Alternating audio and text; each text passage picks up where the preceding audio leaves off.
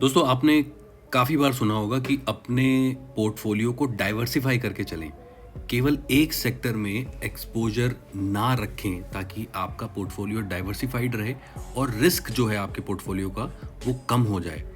ज़्यादातर लोग अपने पोर्टफोलियो को डाइवर्सिफाई कैसे करते हैं? बैंकिंग इंडस्ट्री में तो सबका एक्सपोज़र होता ही है। पिछले कुछ टाइम से मेटल्स की बहुत बात हो रही थी, तो काफ़ी लोगों ने मेटल में भी एक्सपोज़र बनाया होगा। कुछ लोगों ने एनबीएफसी की तरफ भी एक्सपोज़र बनाया होगा।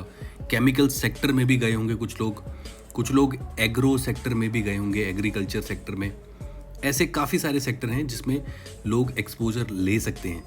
बट क्या आपको पता है, एक और ऐसा सेक्टर है जो बहुत कम एक्सप्लोर्ड है, क्योंकि केवल एक ही स्टॉक है जो उस सेक्टर को रिप्रेजेंट करता है, और वो सेक्टर है गैम्बलिंग सेक्टर, गेमिंग सेक्टर। हम बात कर रहे हैं डेल्टा कॉर्प की, एकमात्र ऐसी कंपनी जो लिस्टेड है इंडियन स्टॉक एक्सचेंजेस में, जो रिप्रेजेंट करती है गोवा के कैसीनोज को। और भी छोटी छोटी कंपनीज हैं बट वो लिस्टेड ही नहीं है। और इंडिया का जो लीडर है इस पूरे सेक्टर में वो डेल्टा कॉर्प है, and they have listed themselves. जब पिछले कुछ सालों में कोविड आया तो उसके शेयर्स बहुत गिर गए, उनके लिए सर्वाइवल भी मुश्किल हो जाएगा ऐसा लग रहा था, but they survived and now they are thriving. और ऐसा मैं इसलिए कह रहा हूँ क्योंकि उनके स्टॉक ने पिछले 5 साल में, अगर मैं आपको दिखाऊं, जो 350 के लेवल पे चला गया था स्टॉक 2019 के टाइम पे, ये सिंगल डिजिट पे भी चला गया था 2020 में, 60 के लेवल पे भी चला गया था। 2019 में भी इसको काफ़ी झटके लगे बिकॉज कोविड आया था।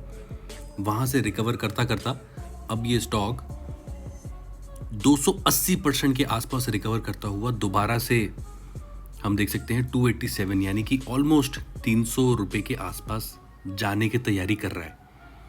अब एक बड़ी खबर जिससे काफ़ी सारे इन्वेस्टर्स जो इसमें ऑलरेडी इन्वेस्टेड हैं या फिर करना चाह रहे थे उनको कॉन्फिडेंस आएगा, और वो खबर ये है कि म्यूचुअल फंड्स ने भी इसमें अपना स्टेक बढ़ाया है। आप देख सकते हैं कि म्यूचुअल फंड ने जो 5 कंपनीज हैं जिनमें अपना स्टेक बढ़ाया है, उसमें एक डेल्टा कॉर्प है, टाइटन है, एस्कॉट है, नाल्को है एंड मैन इंफ्रास्ट्रक्चर है। इन सारी 5 कंपनीज में म्यूचुअल फंड्स ने अपनी हिस्सेदारी बढ़ाई है। और आप जानते हैं म्यूचुअल फंड किस चीज़ को रिप्रेजेंट करता है? बड़े स्टेक को रिप्रेजेंट करता है, बड़े फंड को रिप्रेजेंट करता है। उन्होंने इसमें कॉन्फिडेंस दिखाया है।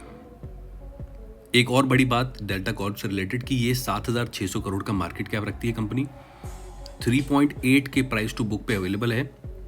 और अगर कोई देखना चाहता है कि क्या ये प्रॉफिट मेकिंग है कि नहीं, तो आप देख सकते हैं कि दिसंबर 2020 में जब कोविड बहुत ज़्यादा पीक पे था, केवल 1 करोड़ का प्रॉफिट दिया था, टर्नओवर 120 करोड़ की थी।